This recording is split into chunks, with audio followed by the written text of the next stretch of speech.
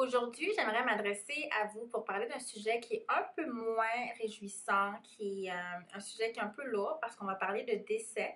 Mais je crois que c'est essentiel d'aborder le sujet le plus tôt possible parce qu'en fait, souvent, on met de côté ce type de planification.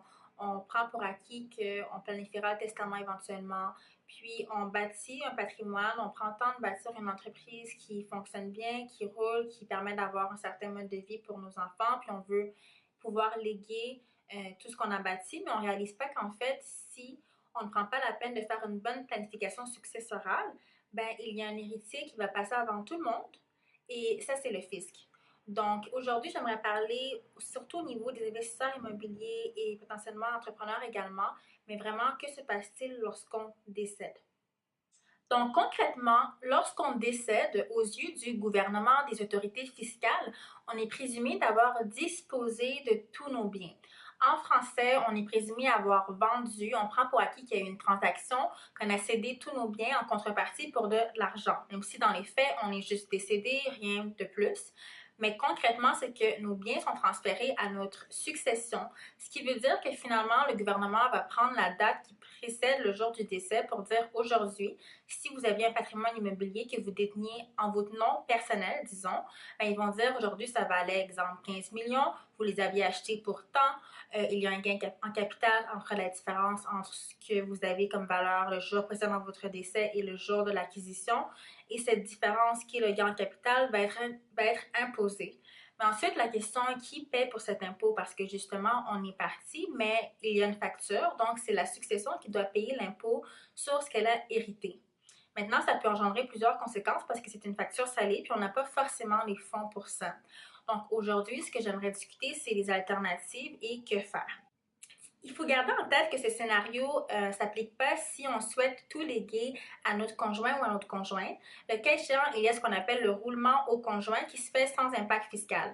Par contre, on a juste échappé à la règle temporairement parce qu'une fois que cette personne qui hérite les biens, elle aussi, décède à son tour, ben définitivement, il va avoir l'impact du gain en capital dont j'ai parlé il y a quelques minutes.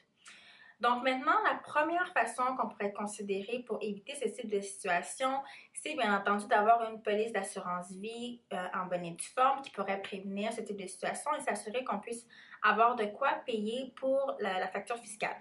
Parce que si on ne met pas sur pied cette stratégie et qu'on n'a pas de police d'assurance vie, bien en fait, ce qui va arriver, c'est qu'il va falloir liquider potentiellement certains des biens immobiliers afin de pouvoir payer l'impôt. Et quand on liquide pour payer l'impôt, je vais vous dire que ça se peut que ça se fasse très rapidement et pas à la juste valeur. Donc vraiment, pensez à ce type de choses. On ne bâtit pas un patrimoine pour le liquider par la suite dans de telles circonstances. Donc l'assurance est définitivement une avenue à considérer. Maintenant, la deuxième avenue. Et la deuxième avenue est également dans un contexte où on ne veut pas forcément tout léguer à son conjoint-conjointe. Fut un temps, c'était facile, on roule tout au conjoint. Mais maintenant, il peut y avoir une stratégie où on ne veut pas juste transférer tout au conjoint, mais on a bâti quelque chose et on aimerait que les enfants puissent en bénéficier. Justement, ce matin, j'avais une conférence lors de laquelle on a discuté de cet aspect dans un contexte immobilier. Donc, on avait une personne qui détient quand même un certain patrimoine et qui est rentable, qui génère des fonds, et c'est ce qu'elle va utiliser pour pouvoir prendre sa retraite éventuellement. Mais elle souhaite quand même que le résidu aille à ses enfants, n'est-ce pas? Donc, dans ce cas-ci, il faut qu'on mette sur pied une stratégie qui est différente et qui vient intégrer dans la structure la mise sur pied d'une société par action. Donc, dans ce contexte, on va vouloir créer une société envers laquelle on transfère le patrimoine immobilier. Donc, c'est vraiment dans un contexte où vous déteniez vos actifs en votre nom propre. Puis maintenant, on vient créer une société par action pour transférer les actifs dedans. Et ce qui va se passer, c'est que vous allez devenir actionnaire de la société qui, elle, détient vos actifs. Encore là, maintenant, on n'a pas esquivé le problème, c'est juste une des étapes pour mener à la solution. Donc maintenant, vous êtes actionnaire d'une entreprise qui vaut plusieurs millions de dollars à travers, et vous avez les actions qui valent ce montant à travers l'entreprise. Maintenant, ce qui va se passer, c'est que si on sait que c'est dans un contexte où vous voulez éventuellement vivre de ces revenus lors de votre retraite, quand on sait qu'on a atteint le bon montant en termes de valeur, de revenus générés, et que si vous gardiez ces actions à cette journée, vous en auriez suffisamment pour le reste de vos jours, on vient effectuer ce qu'on appelle un gel successoral. Donc, le gel, en d'autres mots, c'est de vraiment venir et dire, exemple, en date aujourd'hui, lorsque j'enregistre cette vidéo du 14 février, En date du 14 février, ça vaut 15 millions. Donc, on vient dire, exemple, moi qui détiens mes actions, on vient arrêter le temps pour dire, moi, je suis assise sur ce qui vaut 15 millions. Maintenant, je veux que pour toute la plus-value future, parce que ça va continuer à prendre de la valeur, je veux que ce soit pour mes enfants, mes neveux, nièces ou autres, les personnes qu'on souhaite avoir comme héritiers finalement, les personnes qu'on souhaite qui prennent la relève. Donc, une fois qu'on a fait le gel, je ne vais pas expliquer les détails techniques dans cette courte vidéo, mais le gel fait en sorte qu'on reçoive quelque chose en échange, peu importe. Vous pourrez m'écrire si vous avez des questions. On va venir intégrer les personnes et elles vont devenir également actionnaires. Mais elles vont devenir actionnaires en échange de très peu d'argent. Exemple, 1$ par action. Parce que tout ce qu'on veut, c'est qu'elles deviennent actionnaires et qu'elles puissent bénéficier de ce qui va être généré comme valeur plus tard.